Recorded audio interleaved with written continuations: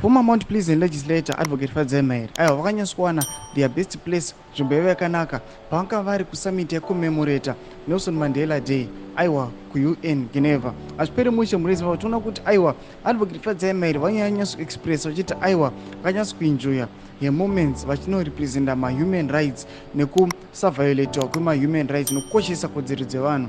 Sarambina mashuku achitagwa panapa naFadzai vanobva wasubscribe like kuti on the bell icon. Yesterday takabudisa nawo muchiona naMahere akanga ari judge this summit yekucommemorata Nelson Mandela Day. Muzona nhasi anyora achiti Nelson Mandela's compassion and commitment to peace have always been a deep personal inspiration. Madiba showed us the extraordinary difference one person can make. As we mark #Mandela Day, let's honor his legacy and turn our hands towards building a better world for all.